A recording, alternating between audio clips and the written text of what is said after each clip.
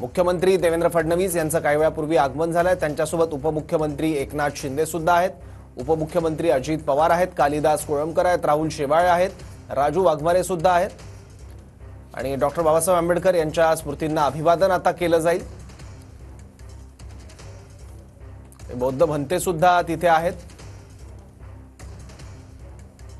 Doctor Babasaheb Ambedkar यांच्या स्मृतींना वंदन करून त्यांच्या विचारांना एक प्रकारे जागवण्याचं काम या निमित्ताने केलं जातं। उपमुख्यमंत्री अजित पवार सुद्धा काही वेळापूर्वी चैत्यभूमीवर दाखल झाले। परत एकदा जाऊयात आपले प्रतिनिधी कृष्णा सोनारवाडकरकडे। कृष्णा,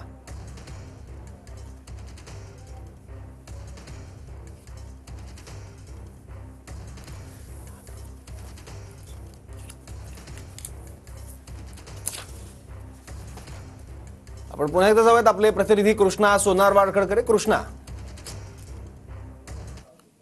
तीनही प्रमुख नेते सध्या पोहोचलेले आहेत। मुख्यमंत्री देवेंद्र फडणवीस, उपमुख्यमंत्री अजित पवार आणि उपमुख्यमंत्री एकनाथ शिंदे हे चैत्यभूमीवरती दाखल झालेले आहेत। थोड्याच वेळामध्ये राज्यपाल या ठिकाणी पोहोचल्यानंतर एकत्रितपणे हे सगळे नेते जे आहेत ते चैत्यभूमीवरती जाऊन अभिवादन करतील, डॉक्टर बाबासाहेब आंबेडकरांच्या स्मृतीस अभिवादन करतील, आदरांजली अर्पण करतील। आपण पाहतो की भाजपचे नेते प्रवीण दरेकर हे देखील या ठिकाणी पोहोचलेले आहेत। आपल्याला सोबत या ठिकाणी राहुल शेवाळे या ठिकाणी पोहोचलेले आहेत, दीपक केसरकर आहेत, राजू वाघमारे आहेत, त्याचबरोबर संजय बनसोड सुद्धा राष्ट्रवादीचे नेते पाहायला मिळत आहेत आणि या सगळ्या नेते आता पोहोचलेले आहेत। अजूनही काही नेते हळूहळू पोहोचताना पाहायला मिळत आहेत आणि थोड्याच वेळामध्ये राज्यपाल या ठिकाणी पोहोचल्यानंतर अभिवादन करण्यासाठी ते आतमध्ये जातील। अभिवादन केल्यानंतर पुन्हा सगळे नेते जे आहेत ते या ठिकाणी बनवण्यात आलेल्या व्यासपीठावरती येतील आणि डॉक्टर बाबासाहेब आंबेडकरांच्या बद्दल त्यांचे जे काही विचार आहेत किंवा जे काही भाषणं दरवर्षी होतात ती आपल्याला पाहायला मिळणार आहेत। मात्र कालचा शपथविधीचा सगळा कार्यक्रम झाल्यानंतर हा पहिलाच असा कार्यक्रम आहे, पहिलाच हे निमित्त आहे ज्या ठिकाणी मुख्यमंत्री आणि दोन्ही उपमुख्यमंत्री आपल्याला पाहायला मिळत आहेत आणि राज्यपाल सुद्धा पाहायला मिळत आहेत।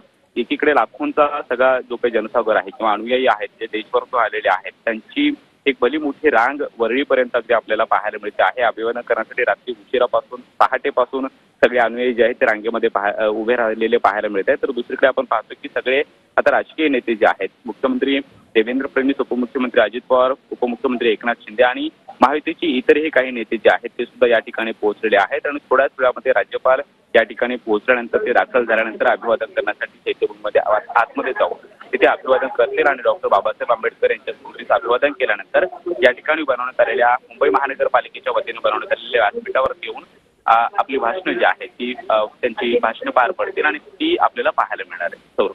बरोबर, तर साधारण 1 डिसेंबर पासून भीम अनुयायी देशभरातून चैत्यभूमीवर यायला सुरुवात होतात। लाखोंच्या संख्येने भीम अनुयायी चैत्यभूमीवर येत असतात। निमित्त असतं 6 डिसेंबर या दिवशी असलेला डॉक्टर बाबासाहेब आंबेडकर यांचा महापरिनिर्वाण दिन आणि यंदा सुद्धा डॉक्टर बाबासाहेब आंबेडकर यांच्या 68व्या महापरिनिर्वाण दिनानिमित्त देशभरातून भीम अनुयायी मोठ्या संख्येने आलेले आहेत आणि आता मुख्यमंत्री देवेंद्र फडणवीस, उपमुख्यमंत्री एकनाथ शिंदे आणि उपमुख्यमंत्री अजित पवार सुद्धा चैत्यभूमीवर पोहोचले। डॉक्टर बाबासाहेब आंबेडकर यांच्या स्मृतींना अभिवादन करण्यासाठी देशभरातून लाखो लोक येत असतात। भीम अनुयायी देशभरातून येत असतात डॉक्टर बाबासाहेब आंबेडकर यांच्या स्मृतींना अभिवादन करण्यासाठी। चैत्यभूमीमध्ये एक स्तूप आहे आणि या स्तूपामध्ये डॉक्टर बाबासाहेब आंबेडकरांचा अस्थिकलश आणि प्रतिमा ठेवलेली आहे, त्याला अभिवादन केलं जातं सर्व मान्यवरांकडून।